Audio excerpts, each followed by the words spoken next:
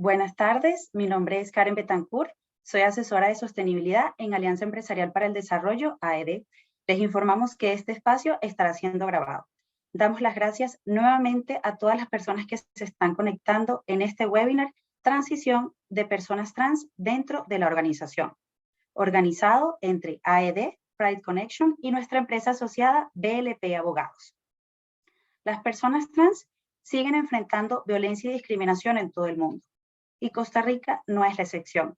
A pesar de diversos esfuerzos que se han logrado para reconocer y proteger los derechos de esta población, aún falta buen camino por recorrer.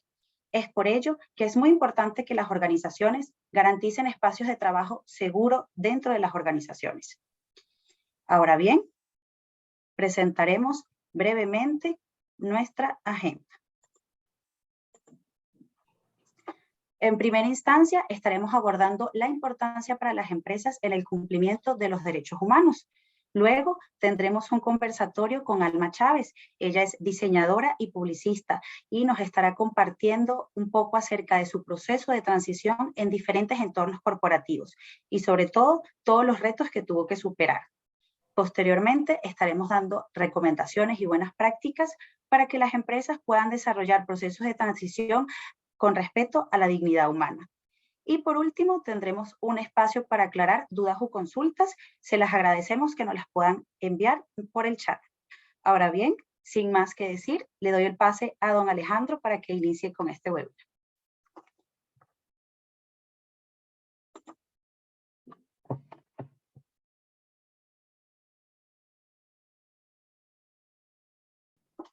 Buenos días, buenas tardes tengan todos. Permítanme un segundo para compartir la presentación.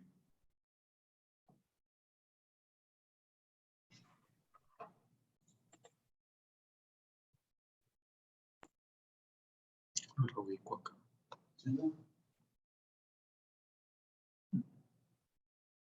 Permítanme un segundo nada más para compartir la presentación. Sí, por favor.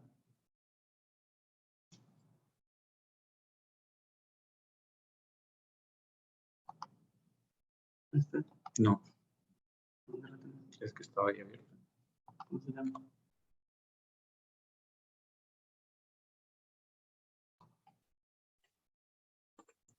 Aprovecho para presentar a nuestros expositores. En primer lugar tenemos a don Alejandro Rojas, él es Special Counsel en BLP, parte del equipo del área de práctica de litigio de empresa, derechos humanos y desarrollo. También tendremos la ponencia de Gabriel Durán, él es asociado del área de práctica de litigio y además coordinador de la comisión LGBTQ+ de BLP. No.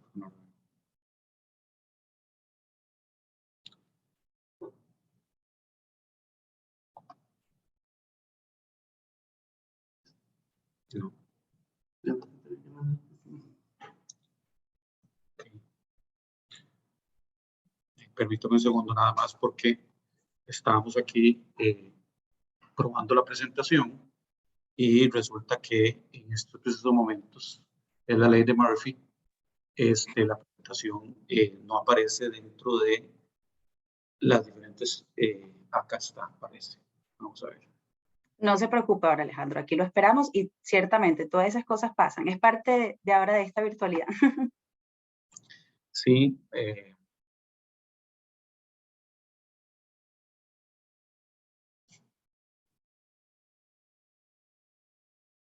Inexplicable. Vamos a ver.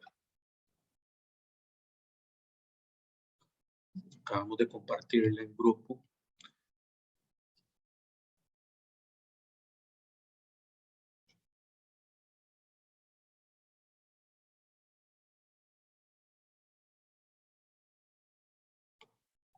Listo. Ok. Vamos a compartirle en estos momentos.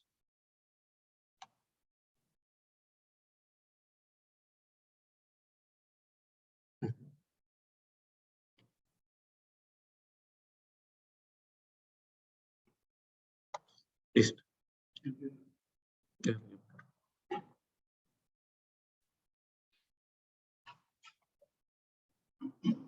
Bueno, muchas gracias. Disculpen el inconveniente. Efectivamente, estas cosas suceden en un momento menos esperado. Un gusto compartir con ustedes el día de hoy y poder conversar de este tema, que es un tema de alguna forma importante no solo para las personas, sino importante para las empresas y para las organizaciones que en conjunto, digamos, aglutina una serie de personas dentro de su organización, tanto trabajadores como otro tipo de relaciones con proveedores, clientes, etcétera, y que a partir de ahí las empresas se han vuelto actores sociales fundamentales para efectos de establecer, digamos, este tipo de cambios necesarios y convenientes para la convivencia de todas las personas que vivimos en un determinado país, en una determinada sociedad. Quizás tal vez lo primero que quisiera hacer es empezar por ahí, digamos, empezar compartiendo un poco cuáles son las perspectivas de la empresa en la actualidad, cuáles son, digamos, los grandes objetivos, las grandes metas y sobre todo los grandes retos de las empresas. Es un tema que ha sido ya tratado por especialistas en el desarrollo, digamos, de las organizaciones modernas, dentro de las cuales se visualizan diferentes perspectivas de la empresa durante el siglo XXI. Y tal vez empezar diciendo que la empresa precisamente en el siglo XXI tiene unos alcances y una dimensión distinta a aquella empresa del siglo XX, incluso aquella empresa del siglo XXI. Esa empresa de los siglos anteriores o de hace 60, 70 años era una empresa que era visualizada esencialmente con la perspectiva de generar una utilidad para los propietarios de la empresa. Esa es digamos, la frase icónica que hace algunos años expuso Milton Friedman cuando decía: la responsabilidad social de la empresa es generar utilidad para los propietarios de la empresa. Pero las empresas de hoy no se comportan de esa manera. Las empresas de hoy se han convertido en un centro social, en un lugar, en un espacio donde confluye una importante cantidad de personas y en donde se relacionan y conviven alrededor de las diferentes actividades de la empresa estos grupos sociales. Esas nuevas exigencias han impuesto a la empresa un compromiso ya no solo con la generación de utilidades, sino con el bienestar del ser humano y con los problemas sociales y medioambientales que pesan sobre la humanidad. ¿Qué es lo que ha pasado en los últimos años? Precisamente que ha existido una transición del Estado como mediador social a un mayor protagonismo de las empresas, sustituyendo de alguna manera ese rol que históricamente ha cumplido el Estado. Se han trasladado algunas responsabilidades que antes eran responsabilidades públicas a las empresas, con lo que las empresas en estos momentos ya no solo tienen fines particulares, sino están cumpliendo con fines sociales, públicos, incluso con fines políticos fundamentales dentro no solo de la sociedad costarricense, sino en general de toda sociedad moderna, especialmente en el mundo occidental. En ese sentido, quisiera nada más traer a colación un par de citas. Una de ellas que refiere precisamente a las obligaciones que han adquirido las empresas dentro del desarrollo, que refiere que la incertidumbre y la turbulencia que caracterizan los tiempos que vivimos obligan a la empresa a desarrollar la habilidad de nadar a favor de corriente, anticipando los cambios que se avecinan. Por ello, una destreza social de cualquier responsable organizativo es identificar las fuerzas que guiarán el cambio futuro. Aquí recuerdo alguna frase de un poeta, escritor argentino, Ernesto Sábato, que decía que el revolucionario debe escuchar la hierba crecer. Diríamos, en este caso, adecuándolo al tema de las empresas, el empresario debe escuchar la hierba crecer. Es decir, el empresario debe saber cuáles son los cambios que se avecinan, debe saber cómo predecir de alguna forma el futuro y a partir de ahí adecuar las condiciones de la empresa a ese futuro que en su perspectiva se avecina. ¿Esto por qué es importante? Porque es importante establecer este énfasis porque precisamente el empresario al adquirir, digamos, y la empresa al adquirir este rol social fundamental, tiene bases distintas a las que tenía el Estado. El empresario parte de una visión mucho más pragmática de la vida social y a partir de ahí es capaz de ajustarse con relativa facilidad a los cambios que le impone el entorno social. Y eso es precisamente lo que nos quiere decir esta cita. Las empresas tienen que estar muy atentas a los cambios sociales precisamente para adecuar el desarrollo de sus negocios, pero también el desarrollo de las relaciones que se enmarcan dentro de ella a esa nueva realidad social. La empresa constituye un motor de cambio y progreso de la sociedad en el siglo XXI y, como decía anteriormente, ha venido a sustituir algunas de las funciones que histórica y tradicionalmente ha desarrollado el Estado. Aquí tenemos otra cita de Peter Drucker que decía: ¿quién más hay que pueda cuidar a la sociedad de sus problemas y sus males? Estas organizaciones colectivamente, las sociedades,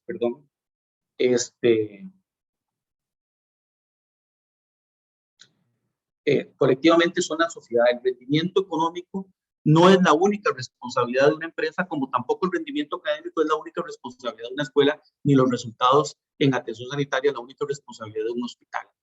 El poder, decía Peter Drucker, debe equilibrarse siempre con la responsabilidad. Es decir, aquí lo que estamos viviendo es que la empresa cada vez tiene un protagonismo social, un protagonismo político, un protagonismo social mucho mayor, y eso le impone una serie de responsabilidades frente a ese poder que ha adquirido.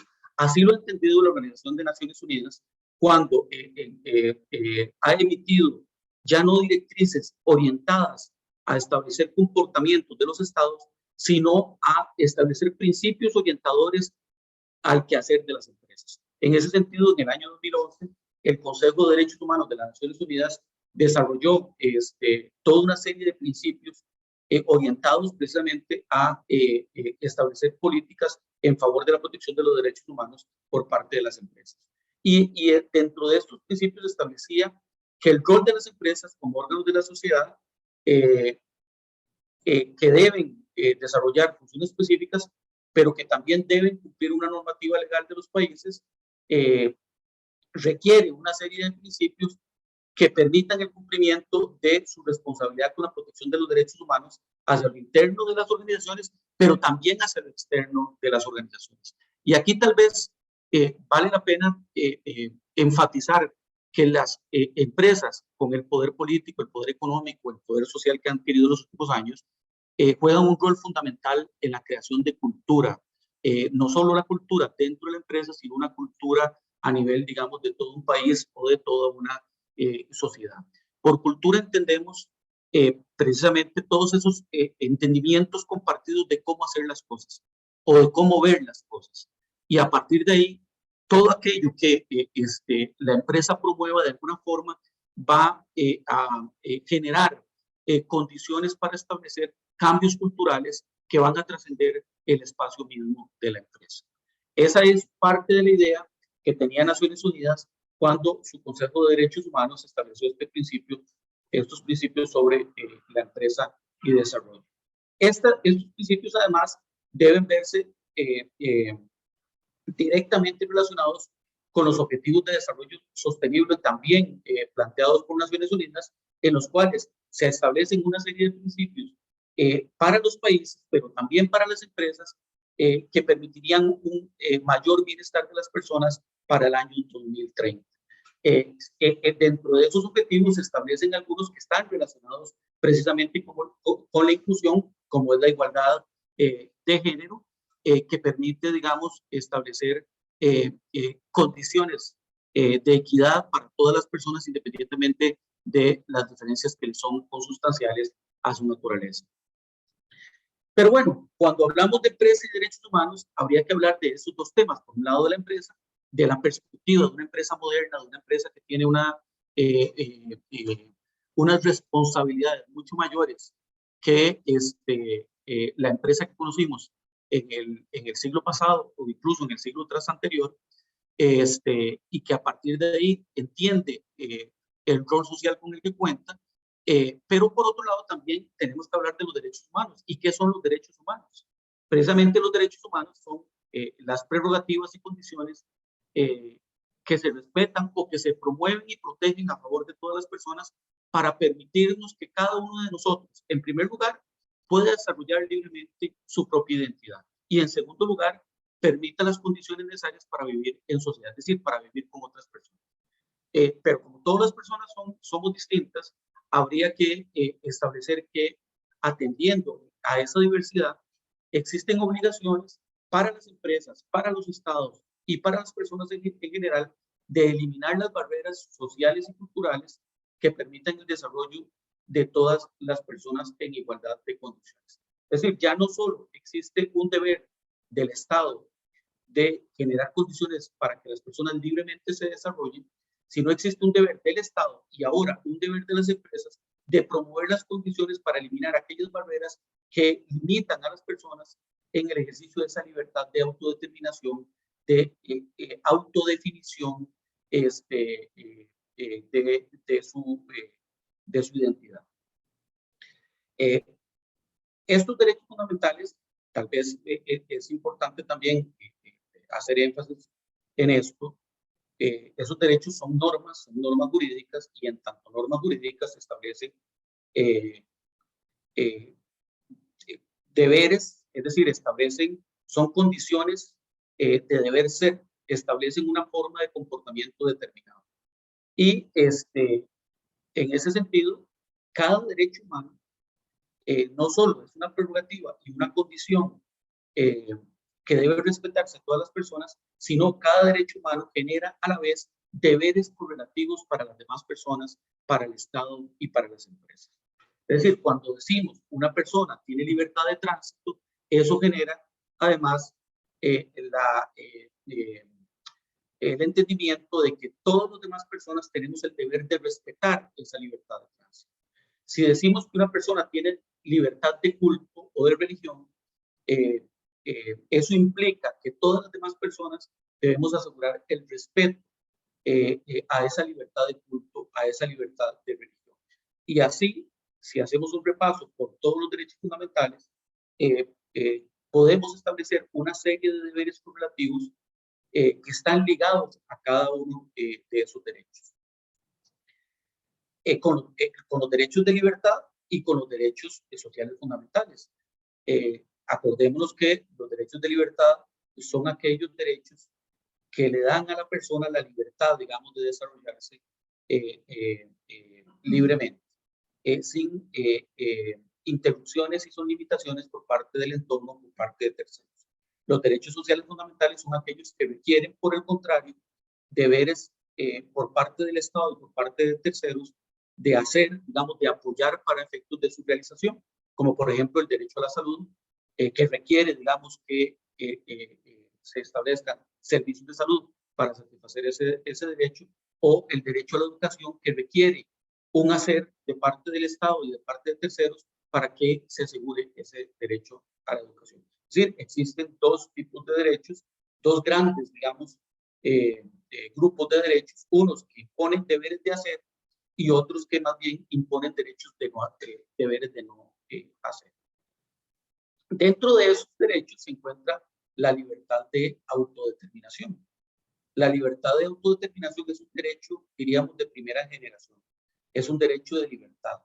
Un derecho que lo que permite es asegurarle a todas las personas un ámbito de libertad para la toma de decisiones sobre su propia identidad, sobre su futuro, y que le permite definir por nosotros mismos, es decir, por cada uno de nosotros, quiénes somos y quiénes deseamos ser sin el control de personas o fuerzas externas. Esa libertad de determinación, decía anteriormente, es un derecho de primera generación, no es un derecho reciente, es un derecho que está en los instrumentos de derecho internacional primigenios, ¿verdad? En los primeros instrumentos de derecho internacional de derechos humanos. Y precisamente esa libertad de autodeterminación deviene que las personas pueden definir su propia identidad, ¿verdad? En un sentido amplio, de cualquier naturaleza. Ese ámbito de libertad que las personas necesitamos para decidir quiénes somos, ¿verdad? Y qué queremos hacer y qué queremos ser en la vida. Esa libertad de autodeterminación, decía anteriormente, impone deberes no solo a los estados, no solo a las otras personas particulares, sino también impone deberes a las empresas. Deberes que están relacionados precisamente con generar el espacio de libertad suficiente para que las personas puedan decidir sobre su propia identidad. Como decíamos anteriormente, esto está limitado por algunas barreras culturales. No siempre las personas tienen una libertad plena de decidir su propia identidad. Muchas veces eso está limitado por barreras culturales. Y precisamente el deber que surge para asegurar el derecho para todos los demás es tratar de eliminar esas barreras culturales, esos entendimientos, digamos, que no le permiten a las demás personas desarrollar su propia identidad. Como conclusión, es importante entonces establecer que aquí existe un deber de las empresas, un deber de las organizaciones, aparte del ya conocido deber de los estados, de romper con esas barreras culturales, esos entendimientos culturales tradicionales, simplemente para generarle a las personas un espacio de libertad para que puedan definir ellos su propia identidad. Quería simplemente establecer que y enfatizar que este es un derecho que ya ha sido, digamos, tratado en múltiples tratados internacionales y que en consecuencia no es un tema que viene a colación producto de digamos, de un movimiento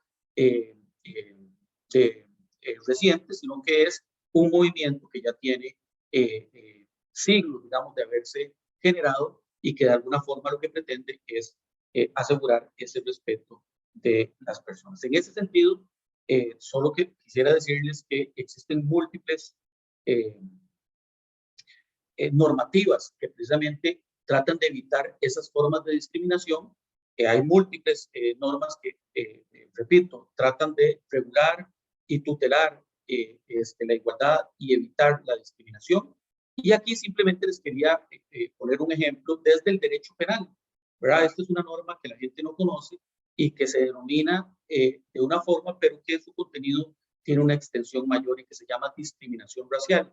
Y se los quería traer a colación simplemente porque establece deberes para los gerentes y directores de instituciones oficiales y privadas de evitar la discriminación. Vean ustedes cómo dice este artículo, que es el artículo 380 del Código Penal, que dice al gerente o director de una institución privada, administrador de un establecimiento industrial o comercial, que aplicare cualquier medida discriminatoria perjudicial fundada en consideraciones raciales de sexo, edad, religión, estado civil, opinión pública, origen social y situación económica. Esto nos permite, digamos, establecer que el ordenamiento jurídico costarricense también tiene una orientación hacia evitar esas barreras culturales y que establece, digamos, una serie de deberes para las empresas para que éstas puedan garantizar una libertad de autodeterminación para todas las personas, no solo quienes trabajan en la empresa, sino también las otras personas con las que ellas se relacionan y a partir de ahí generar un cambio cultural a raíz o como consecuencia de las políticas internas que desarrollan. Esto es simplemente una introducción a lo que a continuación vamos a ver relacionados con la eliminación de barreras culturales dentro de la empresa para efectos de las personas trans. Muchas gracias. Muchísimas gracias, don Alejandro. De verdad que fue muy enriquecedora su participación. Ciertamente creo que hoy en día se enfoca más la atención en cómo las empresas reconocen, protegen y promueven los derechos humanos.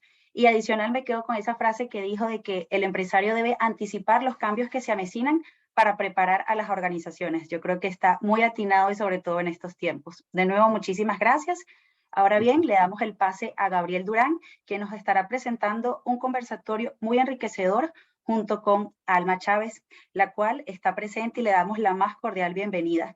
Solo para recordar, pueden irnos enviando sus consultas o preguntas por el chat y al finalizar también contaremos con la participación de Alma para responder cualquier duda al respecto. Adelante, Gabriel, muchísimas gracias.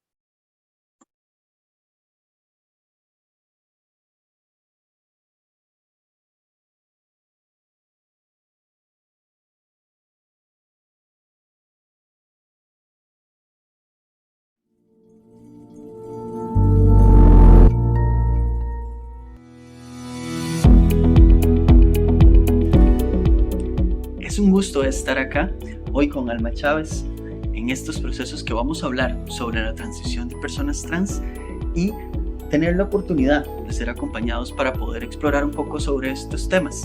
Mi nombre es Gabriel Durán. Soy abogado de la práctica de resolución de conflictos de la firma BLP y también el coordinador de la comisión LGTBIQ de la firma. Mi pronombre es él.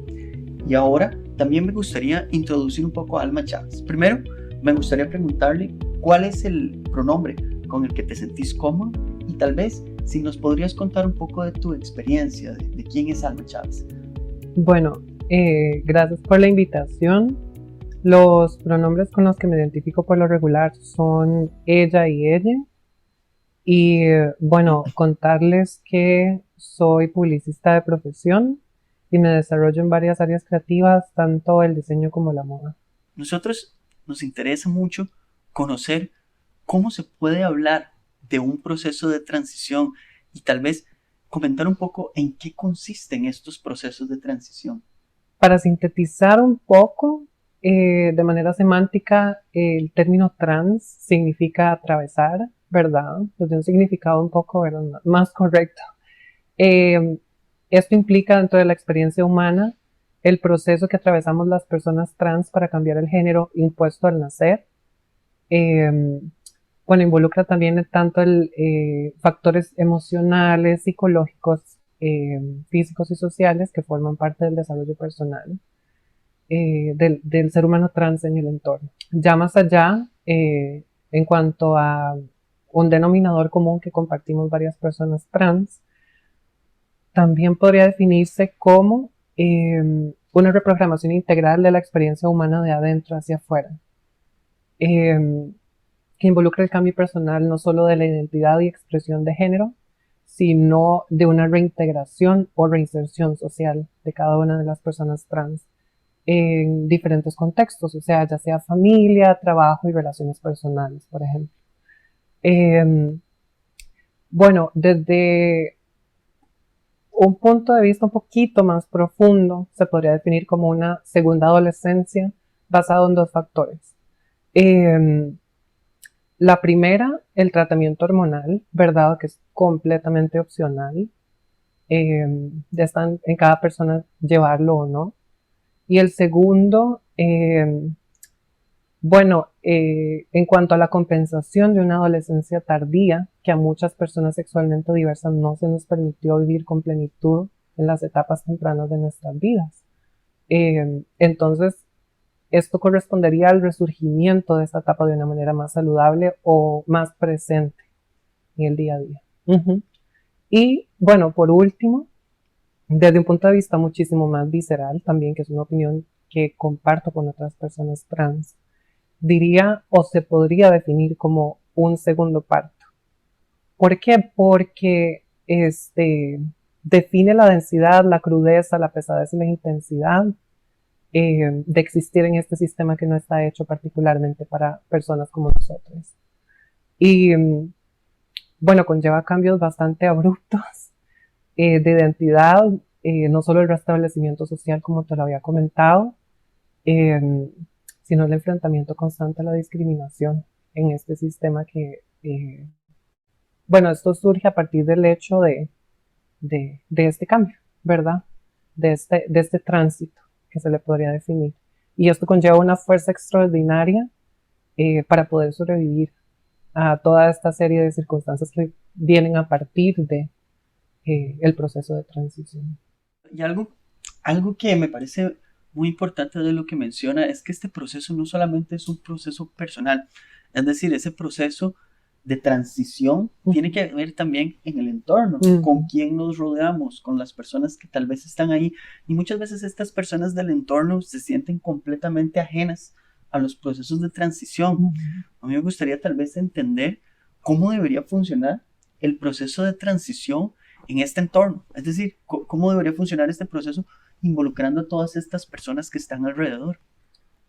Bueno, diría que a grandes rasgos se debe procurar que fuera de una manera saludable. Lamentablemente, en muchos de los casos no lo es, porque todavía existe muchísima ignorancia al respecto, como dijiste, con respecto a nuestras experiencias, vale la redundancia. Hay muchísima ignorancia en diferentes campos que se supone que están para apoyarnos, tanto el campo médico, psicológico como endocrinológico. Hay muchísimos prejuicios asociados dentro del campo profesional y profesionales de la medicina, lamentablemente. Entonces existe un rechazo innato para con esas experiencias. Sabiendo aún así que existimos desde tiempos ancestrales. Y bueno, nuestra identidad más bien debería ser reconocida en ese sentido. Entender que siempre hemos existido y vamos a seguir existiendo a lo largo de la historia. Y como para resumirle un poquito, yo diría que se divide en 4 etapas, ¿verdad? En el desarrollo social de la persona. Y lo que a lo largo de la historia se ha visto que las personas trans hemos podido existir y caber dentro de el sistema. Diría que, bueno, la primera etapa es visibilidad, ¿verdad? Es muy importante porque la visibilidad no solo resume el hecho de que existimos y que somos visibles, que nos pueden percibir, porque muchas veces nos ignoran y a conveniencia del prejuicio popular de ignorarnos, porque les conviene. Les conviene que no habitemos, que no existamos en espacios en los que han habitado las personas cisgénero, heterosexuales por lo regular. Bueno, el respeto también es la segunda etapa que diría que es fundamental, es crucial más allá de la tolerancia. La tolerancia desde una perspectiva personal, me parece un arma de doble filo, es decir, aguanto a la persona ajena a mi experiencia. Aguanto a esta persona que no corresponde a lo tradicional, en lugar de respetarla de manera integral e incluirla. Esto, bueno, continúa a la tercera fase o el tercer factor, ¿verdad? Que es la aceptación. Una vez que se aplique el respeto integral, debería existir y reforzarse el factor de la aceptación, perdón. Aceptación que esté fuera de los prejuicios tradicionales con los que se puede asociar a una persona trans. Y finalmente la integración, que la integración involucra la participación de las personas trans en diferentes contextos y dinámicas sociales. Pero diría que también todavía, a pesar de todo esto, ¿verdad? En un panorama general, aún queda muchísimo camino por recorrer y diría que aún estamos en la etapa de la visibilidad, tirando a respeto. Pero apenas, casi después de 10 o 15 años, seguimos en una etapa de visibilidad, lamentablemente. Pero sí. Entiendo. Y esto, bueno, nos genera algunas preguntas, entendiendo bien por dónde están los procesos de visibilidad de algunas de las cuartas etapas, y me parece bastante importante entender tal vez cuáles son algunos de esos retos al estar en esta etapa, al menos como sociedad, que vos podés tal vez visualizar o explicarnos a los que se enfrentan las personas que hacen una transición. Diría que el primer reto es concretamente dejar de patologizar nuestras experiencias y dejar de vernos como personas enfermas, plantear un acompañamiento guiado, ¿verdad? y pleno, entendiendo los matices y la densidad de cada una de las experiencias trans, para que no haya cabos sueltos a la hora de poder recibir a las personas de manera respetuosa y correcta en sus procesos, ya que son bastante pesados, ¿verdad? Bastante densos. Siento que esa es la palabra común que describe a la experiencia trans. Es una experiencia bastante densa. Yo diría que más allá del superar la patologización basada en la disforia de género, porque siempre nos quieren procurar encasillar ¿verdad? En ciertas categorías en las que nunca vamos a terminar de aterrizar. Más allá de la disforia, ¿verdad? La disforia de género es esta insatisfacción que se tiene dentro de la experiencia trans con respecto a la identidad de género en características físicas y en el desarrollo social, del cómo puede llegar a ser percibida una persona trans, ya sea binaria, hombre o mujer, o no binaria, que también las personas no binarias son tremendamente invisibilizadas, lamentablemente. Más allá de esta patologización, debería haber una exploración del término euforia de género, que es la plenitud de existir dentro de la experiencia trans. Pero sí, otro reto sería superar el cuestionamiento constante a partir del prejuicio, ¿verdad? Que se arrastra de años en una sociedad tan tradicional como la costarricense, ¿verdad? Lamentablemente. Es decir, no tenemos la obligación de explicar o responder preguntas o cuestionamientos basados en el morbo, ¿verdad? Diría yo, porque es bastante común, lamentablemente, y basados en la ignorancia. Esos son como dos retos o dos situaciones recurrentes que para mí deberían implicar una superación general. Entiendo. Existen, claro, muchos retos como vos nos expones en lo que corresponde a estos procesos de transición. Algo que sería importante es conocer, por ejemplo, estas recomendaciones que hay que tener, no solamente a lo nivel como persona, sino también explorar cuáles podrían ser esas recomendaciones que podríamos darle a las organizaciones o a las empresas para que puedan cooperar en estos procesos de transición y puedan hacerlos más sencillos para las personas que empiezan un proceso de transición. Bueno, al entender de manera real la densidad de la experiencia trans de nuevo, debería haber, o las empresas deberían crear canales de comunicación en cuanto a acceso a terapia de género real, entendiendo la existencia de las personas trans. Porque el trauma permea a las personas sexualmente diversas de maneras distintas y no se puede generalizar a la hora de describir a las personas trans. Bueno, otro tema bastante importante es como el aplacamiento de los temas burocráticos en cuanto a cambio de nombre, y el aletargamiento que existe con respecto a las identidades trans. Lo bueno es que ya se han agilizado muchísimos procesos, pero el estar reviviendo constantemente el cambio de nombre en diferentes sistemas registrales, o sea, ya es lo suficientemente traumático con una vez, como para estarlo replicando varias veces. Bueno, yo diría que el acompañamiento médico, de nuevo, sin prejuicios, basados, ¿verdad?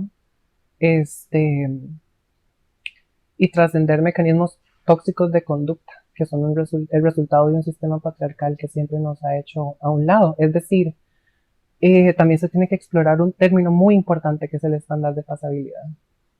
Que el estándar de pasabilidad es cuán pasable puede ser una persona, ya sea hombre o mujer, una persona transbinaria, ¿verdad?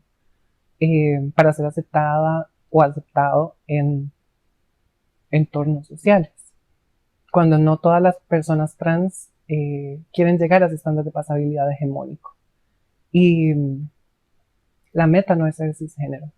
Eso es muy importante entenderlo. Primero, muchas gracias por compartirnos todas estas experiencias. Estos retos que tenemos como sociedad son muy importantes para poder empezar a vencerlos.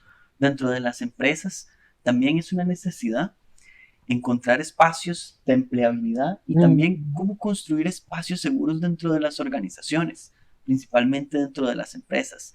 En esta misión, tal vez nos interesaría conocer qué mecanismos nos podrían ser útiles dentro de las empresas para estos procesos de transición.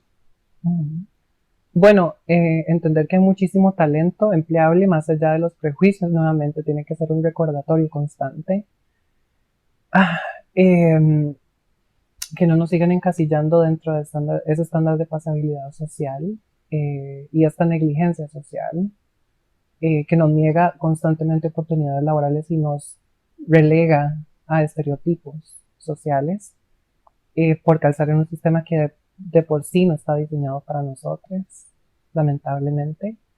Tiene que haber una sensibilización integral en cuanto a las experiencias trans, tiene que haber una capacitación en departamentos de recursos humanos, tiene que haber una comunicación directa, tiene que haber, ¿cómo te explico?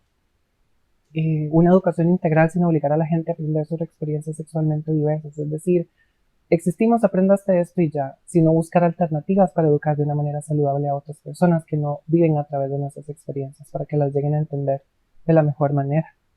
Y sí, diría que no se fuerza este tipo de educación y que constantemente se busquen maneras dinámicas de explorar y llegar a entender a profundidad nuestras experiencias. Para que podamos y se nos permita desarrollarnos más a plenitud en espacios sociales.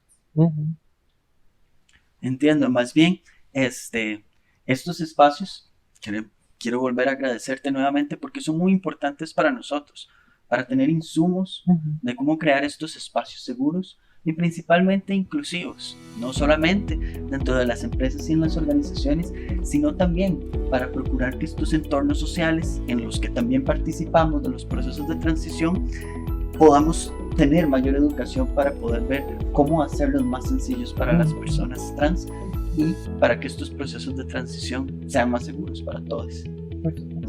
No, mil gracias a ustedes por el espacio. Siento que esto es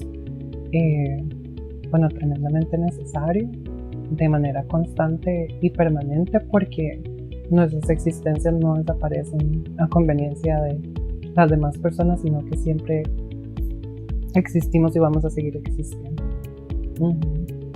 Definitivamente.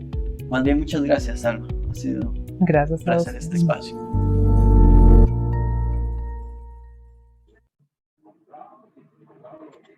Muchísimas gracias a Gabriel y Alma por este espacio. Sin duda nos dejan tips claves para construir espacios de trabajo muchísimos más seguros. Nos quedamos, yo creo que con varias recomendaciones, canales de comunicación con apoyo médico para hacer más ligero, un poco más ligero ese proceso de transición, adicional, procesos de capacitación y sensibilización para todo el personal. Hay muchísimo talento allá afuera, tal cual como lo dice Alma, y debemos ir un paso más allá de los prejuicios. Muchísimas gracias. Ahora le doy el pase a Gabriel, quien nos va a seguir contando un poco de las recomendaciones y buenas prácticas para realizar este proceso de transición en dignidad con el respeto humano. Muchas gracias y muy buenas tardes a todos, todas y todos. Voy a compartir la presentación.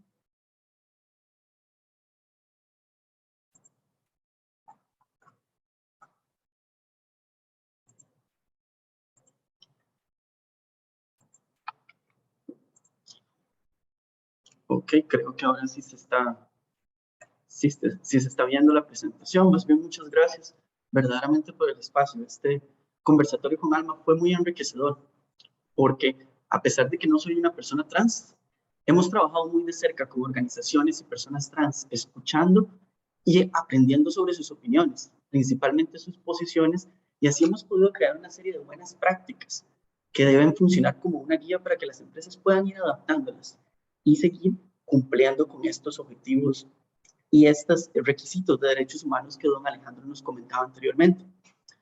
Creo que nadie que trabaje duro o contribuya al éxito de una organización debe sentirse estigmatizado o con miedo de ir a trabajar todos los días. Y esto es muy importante porque las organizaciones no deben esperar a que sean los jueces quienes determinen que las personas trans tienen sus derechos protegidos. sino que deben ser proactivos para poder crear políticas internas para que puedan respetar esta protección de los derechos hacia esta población. Y creo que esto se divide en dos aspectos fundamentales. Primero, proteger y promover los derechos de las personas de todas las identidades y expresiones de género, pero también incrementar el entendimiento, aceptación e integración del resto de los colaboradores con las personas trans. Y esto me parece que implica desde las empresas 3 etapas fundamentales.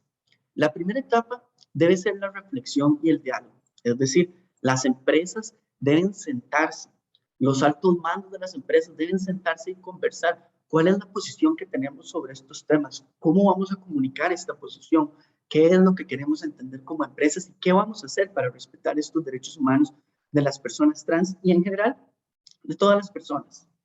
A partir de este diálogo y esta posición, tiene que haber un plan de acción.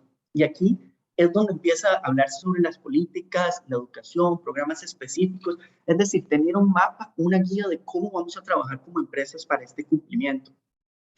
Y por último, me parece también muy importante una medición del avance. Es decir, dentro de la medición del avance, necesitamos tener indicadores que nos den visibilidad de que estamos cumpliendo con este plan de acción. Esto es importantísimo. Y por eso es que las empresas deben empezar a trabajar en este sentido. Ahora, algunas de las políticas o buenas prácticas que queremos compartirles para que los procesos de transición sean más seguros dentro de las organizaciones empiezan primero con las políticas. Es decir, las empresas deberían tener una política de no discriminación y muchas lo tienen en general, pero es importante tener una política de no discriminación enfocada específicamente a la comunidad LGTBIQ y si se puede específicamente hacia las personas trans, porque es importante esta visibilidad y este mecanismo para las organizaciones que tengan definidas bien estos protocolos. Estas políticas deben venir con mecanismos de denuncia que sean efectivos y seguros para que todos los colaboradores puedan utilizarlos y se sientan seguros de que pueden ser escuchados y de que además van a tener una respuesta efectiva de la organización para proteger sus derechos. Dentro de las políticas también es importante hacer una revisión de todas aquellas para saber que no existen actos discriminatorios hacia ninguna persona y que se está respetando la identidad y expresión de género de todas las personas. Ya más sobre algunas buenas prácticas que se deben hacer, tenemos algunas listas con recomendaciones. Por ejemplo, el acceso a baños. El acceso a baños debe estar permitido según la identidad de género, la expresión de género con la que cada quien se alinee, según su género autopercibido, pero también es importante motivar a las personas a que utilicen ese baño con el que se sienten identificados. Motivar a utilizar cualquier baño y educar para que el resto de colaboradores tengan una actitud positiva en cuanto a estas políticas, que también es muy importante. Algo que es bastante importante que Alma Chávez nos comenta es que los procesos de transición no son solo individuales, sino que también es una transición que tiene que ver con el entorno, con que las personas no somos ajenas a esos procesos de transición que enfrentan aquellos que deciden empezarlos. Es por eso que esta educación y esta actitud positiva del resto de los colaboradores también es muy importante. Los códigos de vestimenta, es esencial hablar de los códigos de vestimenta dentro de las organizaciones. Muchas empresas hoy en día tienden a implementar códigos de vestimenta neutrales, es decir, quitarle el estigma a las expresiones de género permitiendo muchas opciones para los colaboradores. Es decir, no ofrecer solo un menú de vestimenta para hombres o vestimenta para mujeres, como tradicionalmente se ha hecho, sino tener una serie de opciones. Es decir, opción 1, opción 2, opción 3, opción 4, y que cada quien, dependiendo su identidad de género, dependiendo su expresión, pueda alinearse con alguno de estos. Y un caso de éxito es de una de nuestras empresas que también participan en Pride Connection y con AED, Accenture, quien ha sido un gran caso de éxito porque tomó la decisión a nivel internacional de implementar estos códigos de vestimenta no binados que permitían a los colaboradores que utilizaran la opción del código con el que se identificaran. Esto, que también se aplica en Costa Rica, ha sido un verdadero caso de éxito y un ejemplo para que podamos ser más creativos con las opciones que podemos darles a nuestros colaboradores para poder ser muchísimo más inclusivos y respetar todos estos derechos. Otra de las buenas prácticas que es importante es siempre tratar a las personas con el género nombre y pronombre con el que se identifican. Incluso preguntarlo antes de poder hacer una presunción o cometer tal vez algún error. Y esto es importante porque se debería hacer al interno de las empresas con independencia si se ha realizado un cambio registral o no. La documentación muchas veces se tiene que mantener con el nombre legal, por aspectos meramente legales. Pero si esto es así, con el nombre anterior, cuando no se ha tramitado el cambio, esto debe ser confidencial y debe ser únicamente para lo necesario, es decir, contratos, planillas y de acceso únicamente para el personal necesario. Es importante también con los pronombres, como muy buena práctica, aprovechar los procesos de onboarding o las primeras presentaciones de los colaboradores para ser claros con los pronombres de cada persona, cómo se identifica con cada quien y poder generar esta cultura segura donde las personas sí puedan ser quienes desean ser. Existe también como muy buena práctica establecer redes de empleados, comités o ERGs de personas LGBTQ o incluso de personas trans. Se debe permitir que se hagan estas actividades para que puedan realizar distintos fines educativos, de educación, y también para dar visibilidad de que existen personas diversas, de que existen personas trans dentro de las organizaciones, pero hay que tomar en cuenta que es muy importante que no es responsabilidad de la comunidad LGTBIQ, ni mucho menos de las personas trans, educar a otros o incluso ser visibles. Esto no es una misión de estas personas ni una responsabilidad. Es decir, es una decisión personal e individual de cada quien y cómo quiere realizarlo. Algo que es esencial es que las empresas deben tener un protocolo de inclusión de personas trans. Y esto, como protocolo, es un documento que establece cómo se va a reaccionar, cómo la organización va a reaccionar y qué acompañamiento se le va a dar a una persona cuando decida empezar su proceso de transición dentro de la organización. Y aquí principalmente es vital entender que este proceso de transición no tiene que ser estandarizado o específico para todas las transiciones, porque cada una de las personas que atraviesan una transición tienen experiencias muy distintas y todos, o todas y todos desean llevar sus procesos de la manera más segura posible. Y esto puede implicar diferencias entre cada uno de los procesos. Este protocolo también es importante porque puede evitar situaciones de conflicto al interno de la empresa, cuando, por ejemplo, no existe una posición definida o una ruta de acción de cómo la empresa va cómo va a enfrentar, a dar el acompañamiento a estas personas.